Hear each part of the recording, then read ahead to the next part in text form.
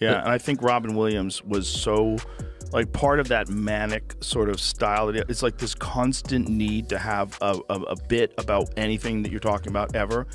Did he get confronted by other comedians? Oh, yeah. There's a lot of stories. Kinnison got mad at him. Oh, really? Yeah. He stole from Kinnison? Yeah, he stole from everybody. He stole from a lot of people. There was nothing that they did that was creative on their own. Everything was derivative of somebody else's work. Everything. Robin Williams passed on a decade ago, but from the look of things, his soul won't rest in peace, as Joe Rogan has put him on full blast. Now, we won't be surprised if he kept in his grave, because the intensity of Joe Rogan's unbridled and unprovoked criticism is crazy. For context, Joe Rogan isn't the one to disrespect any departed soul, but it appears the bone he had to pick with Robin Williams was too big for one lifetime. Interestingly, Joe Rogan's comments on the late Robin Williams have generated a firestorm, dividing the internet over whether the podcaster was right to call out Williams. One divide of the fandom feels that the podcaster should have allowed sleeping dogs lie, while the other half argues that Joe's words were to serve as a deterrent to other comedians. However, beyond the firestorm on the internet, Rogan's expose is an eye-opener to the dark side of the entertainment industry. It showcases the emotional, physical, psychological, and spiritual struggles of the people who put a smile on our faces. So, what did Joe Rogan say about Robin Williams that has got the entire internet worked up? And how does it give us insight into the shady side of the entertainment business? I've got all the 411 right here. So, be ready for some hot, juicy gossip. There was a predatory type of comedian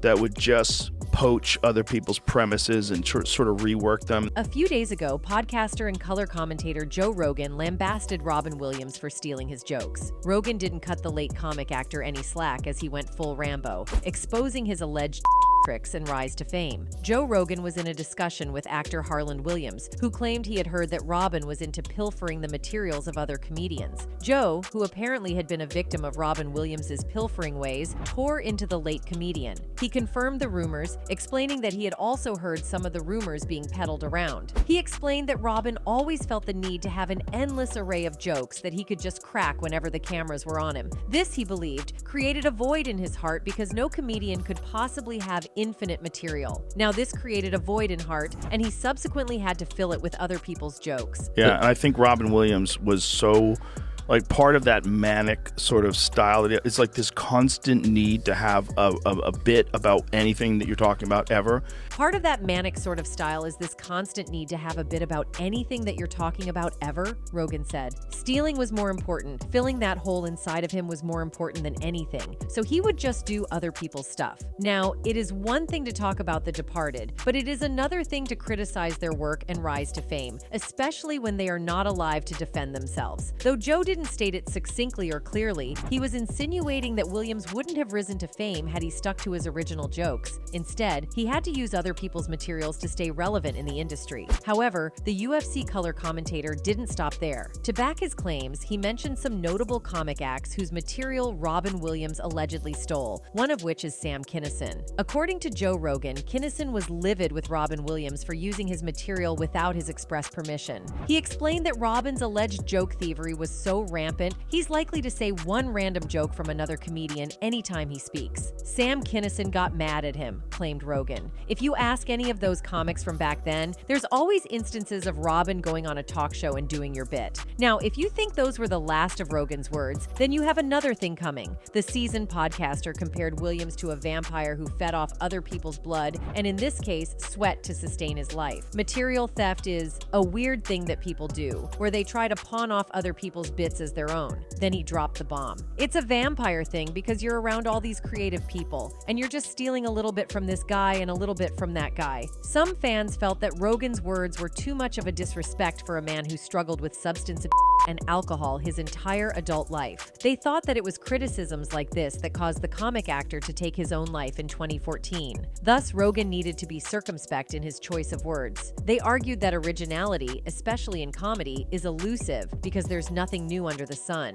Most jokes have been retold so many times, just with slight tweaks and probably with different characters. So Rogan should chill with the criticisms. Assuming it was even true that the comic act did steal from his fellow comedians, who did it hurt? They inquired. They opined that comedians have been accusing each other of stealing jokes for as long as they can remember, so Rogan should leave Robin's soul to rest in peace. However, Rogan's supporters came to his defense, explaining that pilfering another comic's hard work is like taking food off of his table, especially without properly acknowledging the source. Joe's fans argued that calling Robin Williams out was the best way to caution other comedians that they wouldn't get away with stealing jokes in this life or the next. They praised the UFC commentator for his bravery in calling a spade without attaching emotions. The fans encouraged other comedians who felt their works had been pilfered to follow Rogan's example in blasting the perpetrators. Of course, Robin Williams isn't around to defend himself against such claims, but if you have about 2 or 3 people accusing the same person of the same crime, then there might be some truth in the rumor.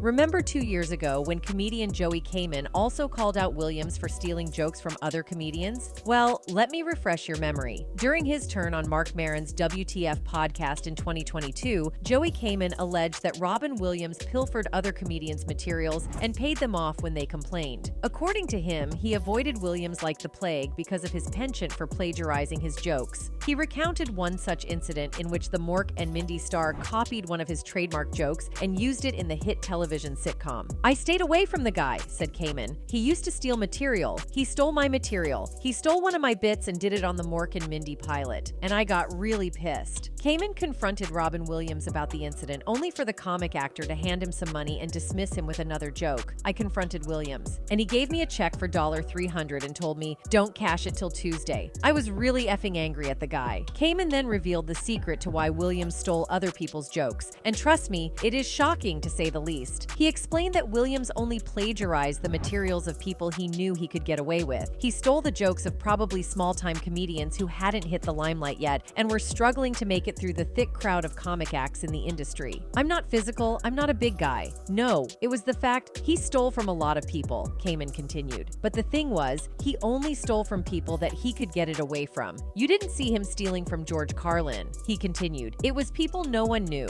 or people who needed money. Some people could pay their rent just from him stealing joke. But the whole thing is, he'd steal your joke, do it on The Tonight Show, and you'd do your joke, and people thought you stole from Robin Williams. The worst thing you can do to a comedian is steal their material." Now, before you rush off to search George Carlin on the web, well, here's a brief history. He is one of the most influential comedians and social critics of all time, and probably the best comedian ever, which means he's worth a fortune. So, per Joey Camen's words, Williams couldn't steal from such a guy, not necessarily because he feared legal ramifications, but because of the stature of Carlin. Carlin was a sharp critic with a silver tongue that could roast the living hell out of anyone. His massive and loyal fan base meant that anyone who got in his crosshairs endured non-stop trolling. Williams, who appeared to be an emotional wreck, wouldn't be able to withstand that kind of pressure. So why steal Carlin's jokes and bring hell upon yourself when there are other equally good jokes from no-name comedians who he could just pay off with a few $100s? According to Camen, Robin Williams was just using his influence to cheat upcoming comedians to grow his brand. He didn't care if what he did hurt his victim or not. All he cared about was his selfish interests and his brand. So maybe Joe Rogan is right in slamming Robin Williams after all, because the guy was probably a cheat. His rise to fame was apparently riddled with thievery, cheating, trickery, and lies. Now here's a twist to the whole saga, which might put some of Robin Williams' defenders to shame. According to reports, Robin Williams has never denied stealing anyone's joke, which to his credit is commendable. I mean, we know a few comedians who have flatly denied stealing jokes even in the face of glaring evidence, which we'll come to later in the video. Robin Williams has always blamed his thievery on anxiety and the pressure to perform. He reportedly claimed that whenever he performs, his brain zooms in and out at an incredible speed, making it difficult to tell the difference between his material and that of other comedians. So it really wasn't intentional, but it was just the brain refusing to do him due diligence during the heat of performing in front of thousands of people. As a result, Williams always compensated comedians comedians who called him out for using their materials. He reportedly pays huge sums of money, but only if you can prove that the joke was originally yours. Some victims reportedly have received checks for $10,000 and others even more. So frequent were the claims that it was reported that some low-level comedians would hang around Williams' performances, hoping to catch him using their routine so they could cash in. The incongruous ones would intentionally share a joke in his presence, hoping he would latch onto it and then come around when he performs, praying that he would share it. In fact, it is believed some comedians use this strategy to make enough money to pay their bills, and you couldn't blame me. They were just taking advantage of a man who became famous and rose to the top by taking advantage of people, like the scammer who got scammed. Now here's an interesting angle worth considering. For those of you pining for the legal route and asking why his victims didn't sue the last dollar out of him, it isn't as straightforward as it seems. My little research shows that there's little a comedian can do when somebody steals what is known in legal parlance as defensible intellectual property. According to the law, the said intellectual property must be published or at least searchable on Google to qualify. So if an upcoming comic act cracks a joke to only a few of his fans, any other person can use it in their material without facing any legal ramifications. However, most established comedians wouldn't do that out of moral convictions and not of legal issues. So it appears Robin Williams had a master plan that he executed to perfection. He probably knew he had little or no talent to hit the limelight and maintain his relevance. So he thought of using other comedians' materials as an upcoming talent and hoped that they wouldn't notice. And maybe they didn't. He didn't go through the usual mill of sitting for hours or sometimes days to craft his own routine and string together his set. He probably just sampled jokes from other upcoming comedians as himself and passed them off as his own. Now, for those who are thinking this might be stretching it, think again. Rome wasn't built in a day, and habits take a long time to form. Thus, he apparently didn't start plagiarizing people's jokes when he became a celebrity. He might have started when he was young and a no-name comedian. However, as he grew and became more famous, his habit became evident because the more prominent one gets, the more intense their scrutiny. And then it would be too late for Robin, as it would be extremely difficult to kick the habit of stealing other people's work. Thus, he would resort to paying anyone who could prove that he used their set in his routine. After all, he had the money. Now, here is where it all got dark for the celebrated comedian. At one point, he realized that too many people had caught on to his plan and were either calling him out for it or taking advantage of it to enrich themselves. It's no secret that carving a name for yourself in the comedy industry is a mountain climb. We've all heard countless stories of how the entertainment industry swallows upcoming talents, chews them up, and spits them out like a washed-up jellyfish. In fact, most people who venture into the industry barely make enough money to pay their rent. So, anyone who heard of an alternative to make quick money in the tens of thousands of dollars would grab it with two hands. Thus, instead of growing through the mill of struggling for venues, sponsors, marketing, and writing jokes, why won't they take advantage of Robin Williams? After all, wasn't he doing the same to others? So, that was probably the mindset of many young and upcoming comedians looking to cash out quickly without putting in much effort. As time wore on, Robin's habit probably caught up with him because most people are moral, and doing a bad thing over a period takes its toll on you. He probably realized that many people had found him out and saw him to be who he really was, a talentless bloke whose entire career was built on stealing material from other people. Sadly, his off-screen character didn't help his course. Aside from plagiarizing jokes, Robin's co-stars often saw him as a pervert. He was known to SA some of his co-stars on set and not show remorse or regret for his inappropriate actions. He allegedly did this under the guise of being playful and funny, but it was offensive, and he would have been in a lot of trouble if he had been still alive. According to his Mork and Mindy co-star, Pam Dauber, Williams often grabbed her bosom and bottom on the set of the popular TV sitcom. She claimed that the comedian often exposed himself to her on set, which many of the cast and crew found funny. In a new book by Dave Itzkoff, the actress described how Robin would often walk up to her in the middle of a dialogue and either bump her, or hold her. She said, "I had the grossest things done to me by him," said Pam Dauber, who played Mindy. "And I never took offense. I mean, I was flashed, humped, bumped, grabbed. I think he probably did it to a lot of people, but it was so much fun." She continued that her co-star would wrestle her, break wind on her, and come on set with no clothes on, all in a bit to elicit laughter from her and the other cast members on the set. Pam Dauber recounted a weird incident when Robin Williams poked another cast member in the butt with a cane. Interestingly, his victim saw nothing wrong with it and actually joined in the fun, but Pam, now now 66, claims that she is appalled thinking about it. She said, if you put it on paper, you would be appalled. But somehow he had this guileless little thing that he would do. Those sparkly eyes. He'd look at you, really playful, like a puppy all of a sudden. And then he'd grab your tits and then run away. And somehow he could get away with it. It was the 70s after all. The director Marc and Mindy, Howard Storm, corroborated Pam Dauber's account, explaining that the comedian would often go off script and essay Pam. He claimed that the actor was just being himself and probably had no ill intentions in his actions. It was just Robin being Robin. He'd be doing a paragraph, and in the middle of it, he would just turn and grab her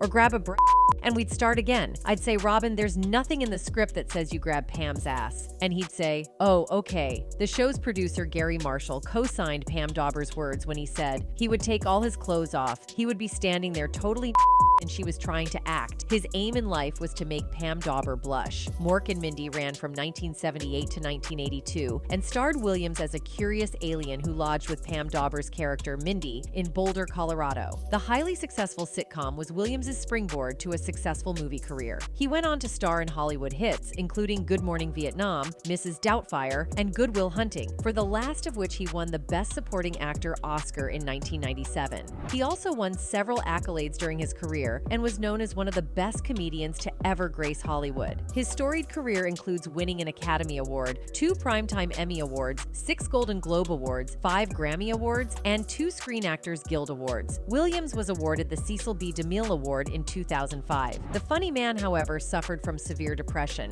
probably caused by a lifetime of using other people's materials. So he took to help lift up his mood and to make him better. His issues with use started in the 1970s when he used to elevate his mood and to spike his performances. However, he quit using when his casual friend John Belushi passed away due to a substance overdose. The night before, the two friends had gone partying, enjoying their successes both on and off screen. The demise of his good friend, along with the birth of his son Zach, forced Robin to give up on and seek a cleaner, sober life. He took up to exercising and cycling to help with the depressive symptoms, and it worked. However, things took a turn for the when the comedian took to alcoholism in 2003. It isn't clear what caused the sudden change in the actor, but fans believe it had to do with constant criticisms for pilfering people's works. Though he spent days drowning himself in alcohol, he never went back to as he claimed in an interview in 2010. No.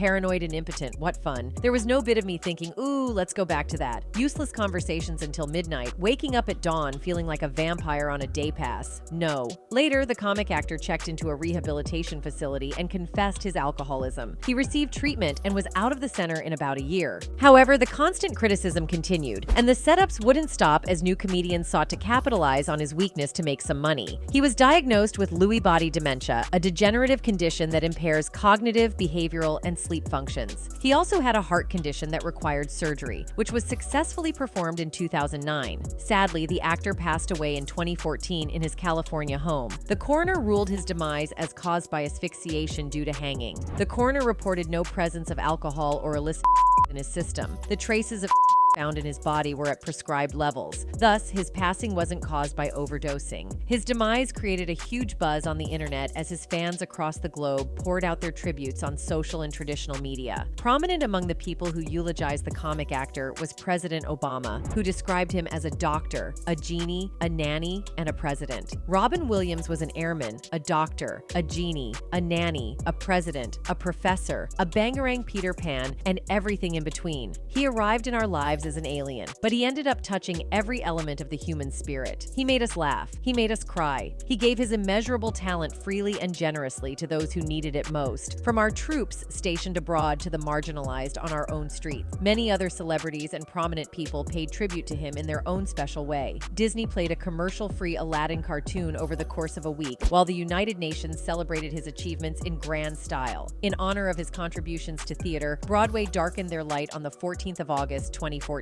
After a rerun of Aladdin on Broadway, the cast and crew joined in with the audience to sing Friend Like Me, a song performed by the actor as part of the Aladdin soundtrack. However, not many people were moved by Robin's struggles and demise. Some saw it as an end to an era of pilfering other comedians' materials. While his praises were being sung throughout Hollywood and the world, a few critics kept propounding reasons why he shouldn't be celebrated. They claimed that his road to fame was tainted with other comedians' jokes, and thus, he didn't deserve the honor he was getting. They proposed that instead of setting up a memorial to commemorate his achievements, he should be lambasted by everyone for how he took bread out of some people's mouths. They explained that his methodology, which catapulted him into the limelight, might have downed many careers before they took off. The fans claimed that many more comedians would have been birthed, and they would at least fashion a better life for themselves if they had gotten the opportunity. But alas, Robin allegedly robbed them of their hard work and sweat and only compensated them with a few $1,000s. Thus, critics like Joe Rogan and Joey Camen aren't enthused about giving Robin Williams his flowers for what he did to them and other comedians. Sadly, the practice of stealing other comics' material doesn't look like it's abating. Recently, Cat Williams had to call out Cedric the Entertainer for using his routine without his permission. 2 years later, he's doing that as his last joke on the Kings of Comedy. And he's doing it verbatim. He's just changed my car into a spaceship. Unlike Robin Williams, Cat received no money from Cedric. Instead, he got a flat-out denial. However, fans pulled up the video of Cedric purportedly pilfering Cat Williams' joke, where he only changed a few details. Prior to that, comedian Marc breathing down Steve Harvey's neck for stealing his joke. Steve, man, ain't nothing with me. Steve stole my material on his show, so I had a beef on that. He claimed that the talk show actually used the material twice. The first time, he thought it probably was a mistake by one of his writers, so he drew Harvey's attention to it. However, the talk show host used the routine a second time on one of his shows, prompting Marc to call him out. Curry wondered why Harvey would do that, especially since he already had the money and fame. Well, Robin Williams provides a perfect response. Joke thieves would steal your jokes because they know they can and would face no repercussions. That is why people like Joe Rogan have made it their mission to call out wealthy comedians who prey on others to further their agenda. And with this, we come to the end of today's video. Thanks for watching.